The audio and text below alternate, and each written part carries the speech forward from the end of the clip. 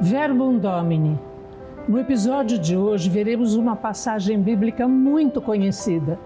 Jesus e a samaritana no poço de Jacó. É um acontecimento cheio de riquezas nos detalhes. E eu quero desvendar tudo isso junto com você. Vamos conferir?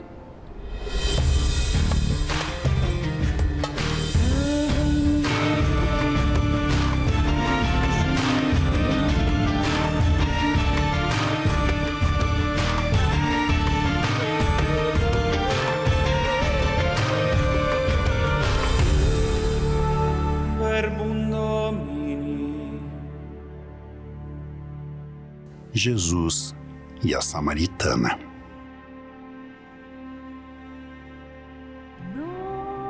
Chegou, pois, a uma cidade da Samaria, chamada Sicar, perto da propriedade que Jacó tinha dado a seu filho José. Havia ali a fonte de Jacó. Jesus, fatigado da viagem, sentou-se, assim como estava, junto da fonte. Era por volta da hora sexta.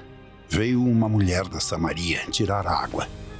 Jesus lhe pediu: "Dá-me de beber."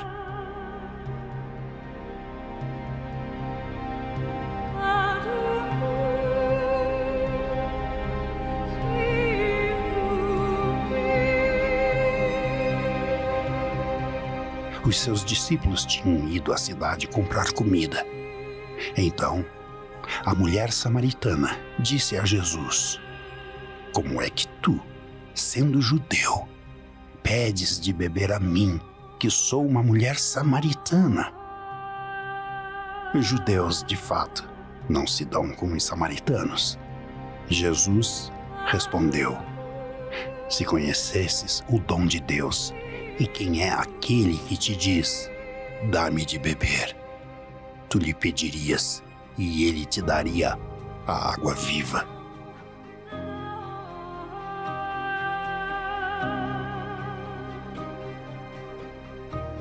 A mulher disse: "Senhor, não tens sequer com que tirar água, e o poço é fundo. De onde tens essa água viva? Serás maior que nosso pai Jacó, que nos deu este poço, do qual bebeu ele mesmo, como também seus filhos e seus animais?" Jesus respondeu: "Todo o que beber desta água tornará a ter sede.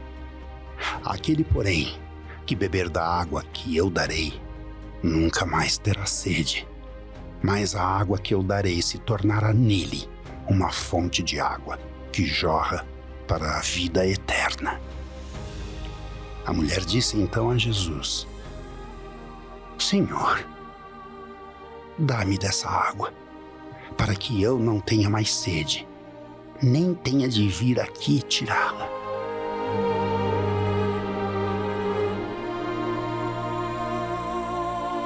Ele lhe disse: "Vai chamar teu marido e volta aqui." "Eu não tenho marido", respondeu a mulher. Jesus retrucou: "Disseste bem que não tens marido, pois tiveste 5 maridos, e o que tens agora não é teu marido. Nisso falaste a verdade." A mulher lhe disse: "Senhor, vejo que és um profeta. Os nossos pais adoraram sobre esta montanha, mas vós dizeis que em Jerusalém está o lugar onde se deve adorar."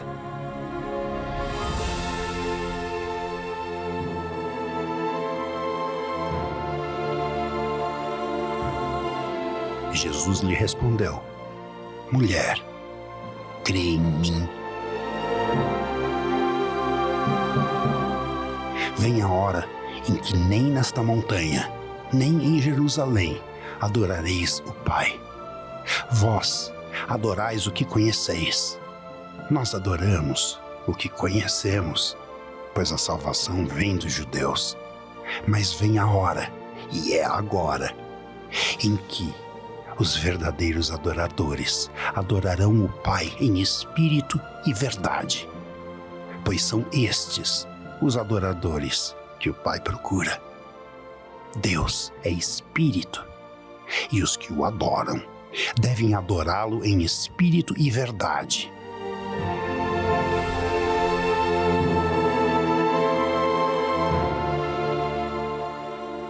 A mulher disse-lhe: eu sei que virá o Messias, o que significa Cristo. Quando ele vier, nos anunciará tudo. Jesus lhe disse: sou eu que falo contigo.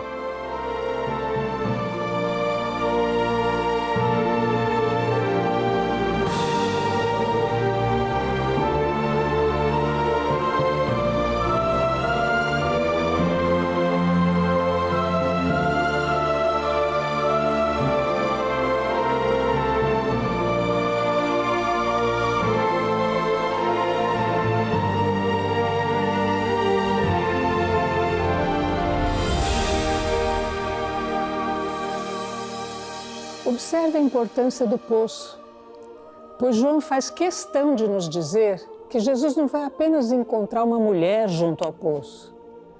Ele está sentado ao lado de um poço em particular, e esse é o poço de Jacó. É importante reconhecermos que ele está invocando o Antigo Testamento, onde os poços eram importantes. Sempre que temos um homem junto a um poço e uma mulher aparece, inevitavelmente eles vão acabar se casando. É um tema nupcial. Assim, por exemplo, o servo de Abraão encontra a futura noiva de Isaac, Rebeca, junto ao poço. Moisés encontra sua futura noiva Séfora junto ao poço no livro do Êxodo 4. E finalmente, e o mais importante de todos, Jacó, no livro do Gênesis 29, encontra Raquel, sua futura noiva, e a futura mãe de Israel junto ao poço, onde ele retirou a pedra de cima do poço e deu água ao seu rebanho. Não só para mostrar sua força, mas também sua caridade e preocupação com ela. Eles acabam se casando e se tornam pais do povo de Israel. O nome de Jacó é mudado para Israel e Raquel é a matriarca do povo de Deus. Então esses versículos lembram de um relacionamento nupcial. Embora, no caso de Jesus, não vai ser uma mulher comum nem um homem comum. E quem eram os samaritanos? Eles eram discriminados no tempo de Jesus e odiados pelos judeus, porque os samaritanos eram descendentes dos assírios, o império pagão que conquistou as 10 tribos do norte de Israel em 722 a.C. Durante esse tempo, povos pagãos vieram para Samaria e se casaram com pessoas pagãs e estabeleceram sua própria religião.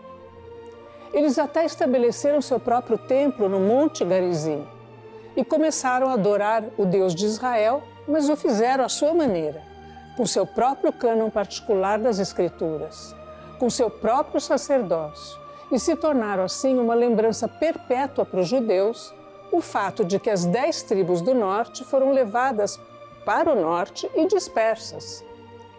Os samaritanos, de certa forma, eram meio-judeus, que tinham estabelecido um templo alternativo. Por isso eles se odiavam, não se falavam. Então, quando Jesus se senta ao lado desse poço em Samaria, o próprio fato de ele estar passando por Samaria ao invés de contorná-la, teria sido surpreendente e incomum. Mas agora ele fala com essa mulher e ela fica chocada, porque ela sabe que ele é judeu e ela é samaritana. A expressão água viva pode ser uma das expressões mais importantes da passagem, porque tinha múltiplos significados no primeiro século depois de Cristo. O significado básico de água viva seria, por exemplo, água nascente, água corrente. Em outras palavras, você não tem balde. Do que você está falando? Como é que vai conseguir a água viva? Vamos rever essa parte. Veja o que ela diz aqui nos versículos 12 a 15. por acaso és maior que o nosso pai Jacó, que nos deu o poço e dele bebeu, como também seus filhos e seus animais? Respondeu Jesus: todo aquele que bebe dessa água terá sede de novo, mas quem beber da água que eu lhe darei, esse nunca mais terá sede. E a água que eu lhe der se tornará nele uma fonte de água que jorra para a vida eterna. A mulher disse a Jesus: Senhor, dá-me dessa água para que eu não tenha mais sede e nem tenha que vir aqui para tirá-la. Jesus não está apenas falando de água corrente ou água nascente. Ele está indo além disso, algo mais. Ele está falando de algum tipo de água especial que vai dar não só vida natural, mas vida eterna. E isso não está muito claro para a samaritana, porque ela diz: Senhor, dá-me dessa água, para que eu não tenha mais sede e nem tenha que vir aqui para tirá-la.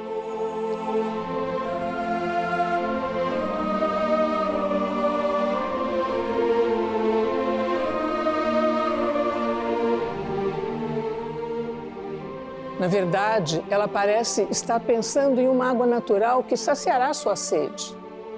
Porque no primeiro século depois de Cristo, os poços eram fonte de vida e tirar a água do poço fazia parte da vida diária. Geralmente era um fardo que caía sobre os ombros das mulheres e das crianças. Então, como elas cuidavam do lar, tinham que ir no poço levando baldes para enchê-los de água e depois levá-los de volta ao lar, para qualquer coisa que quisessem fazer. Lavar, preparar comida, tomar banho, o que quer que fosse, era preciso ir buscar água. Agora, obviamente, Jesus está aqui falando sobre a água da vida eterna, que ele vai mencionar mais tarde. E ela ainda não entendeu. Mas o próprio fato de ela perguntar a ele já é suficiente. Ele só precisa disso para continuar a falar. No entanto, Jesus faz algo muito interessante. De repente, ele não fala mais sobre o assunto do poço e começa a falar sobre o pecado dela, sobre seu passado. Jesus leu o coração da samaritana. Ele conhece a vida dela e repara no que ela faz. Ela muda completamente de assunto. Então Jesus traz à tona o passado pessoal dela. O fato de que ela teve 5 maridos e que o homem com quem ela aparentemente está morando agora não é seu marido. Para nós, é difícil entender o escândalo que isso geraria em um contexto judaico do primeiro século. O divórcio e o novo casamento era permitido, ainda que considerado algo fora da norma. E a ideia de que esta mulher não só se teria divorciado 1 ou 2 vezes, mas que ela teve 5 maridos e que agora ela estava vivendo com um homem com quem ela nem sequer era casada, isso a colocaria basicamente num estado de adultério público e perpétuo. Ela teria sido alguém que teria sido marginalizada pelo seu povo, pela sua sociedade. Na verdade, ela está tirando água do poço ao meio-dia, a parte mais quente do dia. E não está ali com um grupo de mulheres, ela está sozinha. Isso mostra que ela está isolada da sua comunidade por causa da natureza pública do seu pecado. Era uma mulher de vida questionável.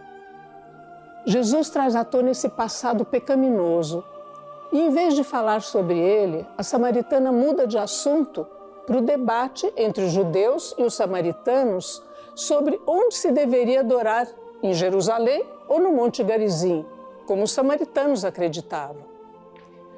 E eu acho que essa mudança é muito interessante, porque, às vezes, é o que acontece quando as pessoas debatem certos assuntos, especialmente se tem a ver com o pecado ou alguma questão pessoal sobre a dor ou sofrimento. Em vez de falar sobre essa questão mais profunda, falamos sobre uma doutrina, ou outra doutrina, ou algum debate, quando na realidade a pessoa está sofrendo, porque ela está numa batalha interior, que tem a ver com o pecado ou o sofrimento. Mas Jesus percebe o sofrimento dela e a leva para um nível mais elevado. Isso faz ela perceber que ele está falando sobre o tempo do Messias, no qual os samaritanos acreditavam. Assim, no segundo em que a mulher traz à tona o Messias, Jesus lhe diz: sou eu que está falando contigo. Jesus está, de certa forma, revelando a ela não apenas que ele é o Messias, mas que ele é o eu sou, que ele é o Senhor, que ele é Deus em pessoa que fala com ela. Em seguida, por que os discípulos ficaram tão alarmados quando eles chegam e veem Jesus falando com uma mulher, se vemos ele falando com mulheres o tempo todo nos evangelhos? Mulheres seguem Jesus em vários lugares, seja com Maria e Marta, ou seja com as seguidoras dele. Então, por que essa situação provoca um questionamento nos discípulos? Justo pelo fato de que ele está falando com uma mulher junto ao poço, o que seria um lugar de noivado. No Antigo Testamento, um homem mais uma mulher e um poço é igual a um casamento. Então, se você quisesse conhecer uma mulher jovem com idade matrimonial, você iria ao poço para conhecer as mulheres. Isso é o que Moisés faz no livro do Êxodo. Ele conhece sua futura esposa em um poço. Então, quando os discípulos veem Jesus sozinho com uma mulher no poço, para eles parece um homem cortejando uma futura cônjuge. Mas é claro que Jesus viveu como celibatário. Então a questão é: por que ele está fazendo isso? Por que ele está falando com uma mulher? Ela, muito impressionada e já muito tocada, sai para anunciar Jesus. Agora, após o intervalo, nós vamos entender o porquê de Jesus se apresentar como noivo e não somente como Salvador, o Messias. Fique conosco.